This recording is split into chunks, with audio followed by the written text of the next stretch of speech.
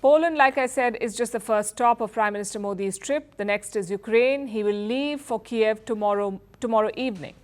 And the world will be watching this visit. One, because it's unprecedented. Narendra Modi will be the first Indian leader to visit Ukraine, the first ever. And reason number two, because of the timing. The war has shifted. It is now being fought on Russian land. Kyiv is ramping up attacks on Moscow, and Prime Minister Modi's visit comes right in the middle of it. Take a look.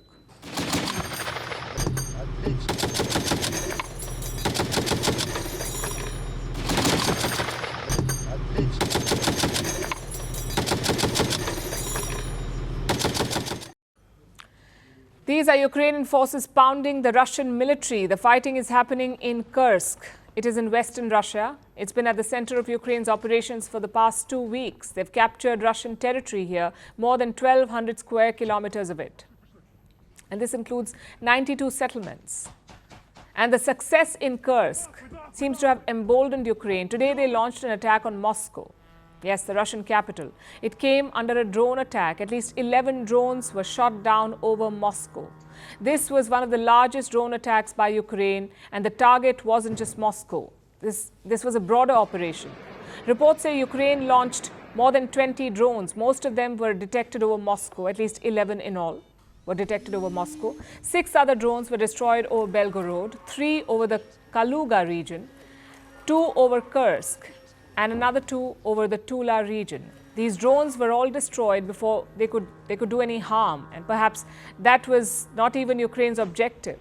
These attacks were more like a demonstration of capability. Kyiv has shown how deep inside Russia it can strike. It can fly drones as far as Moscow, and Zelensky is using this demonstration to put pressure on the West. He wants his Western partners to lift restrictions on their weapons. And this has been a long-standing demand. The West doesn't allow Ukraine to use a lot of lethal weapons inside Russia. It is not allowed to use these weapons to strike Russia directly. The weapons are meant for self-defense, not offense. But Ukraine wants these curbs to be removed. It wants the ability to strike Russia with greater force. If partners removed all existing restrictions on the use of weapons on Russian territory, we would not need physical entry, particularly into the Kursk region, to protect our Ukrainian citizens in the border area and destroy Russia's potential for aggression. Zelensky wants to intensify the attacks on Russia. This means only one thing: a bigger clash in the coming days. Moscow is certainly preparing for it. It is sending more troops and military assets to the border regions. Locals here are getting warnings, like this one. Russians near the Ukrainian border have been asked to stop using dating apps. Apparently, they compromise safety, dating apps. Moscow believes that Ukrainian forces are also using the same apps to gather intelligence, so the locals in Russia have been asked to stay away from them. Moscow has also launched a counter-operation against the Ukrainians operating in Russia. They've managed to slow down the advances from Kyiv, but Putin says a stronger response is coming. The same way we fought with terrorists previously, now we fight with those who commit crimes in Kursk region, Donbass, and Novorossiya. But the same way we achieved our goals in the fight against terrorism, we will achieve our goals in the fight against neo-Nazism. And we will certainly punish the criminals. There can be no doubt about that. That statement was for the Ukrainian soldiers. Putin calls them terrorists and criminals. He paid a visit to Chechnya yesterday, his first visit to the region in close to 13 years. Now, Chechnya is important. It has shaped Putin as a politician.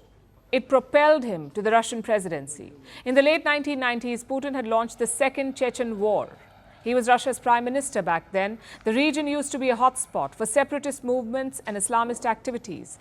Putin stamped out the separatists. The war in Chechnya made him extremely popular, and now he's counting on Chechen fighters to defeat Ukraine.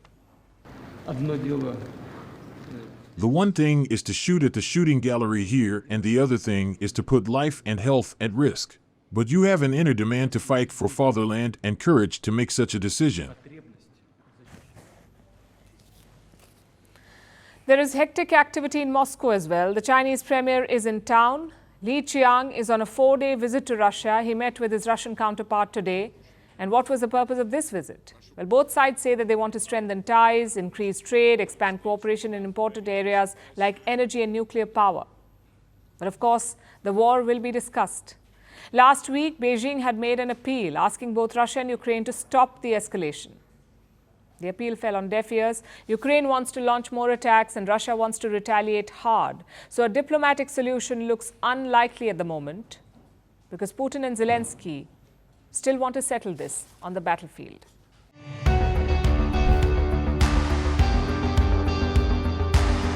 Across continents, one powerful news source. Bringing you diverse perspectives on the issues that matter.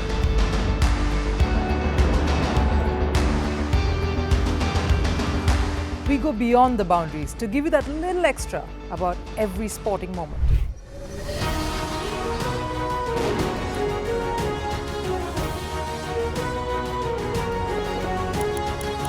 So thank you for making Firstpost 5 million strong. We're counting on your support, and you can trust us to bring you the news unfiltered and unvarnished.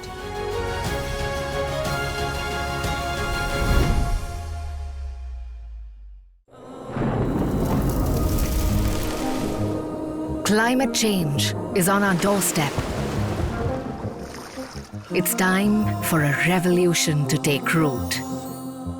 And it starts with 1.4 billion Indians. It starts with one tree for humanity, one tree for Mother Earth, one tree for a future. Project One Tree, a News 18 network initiative.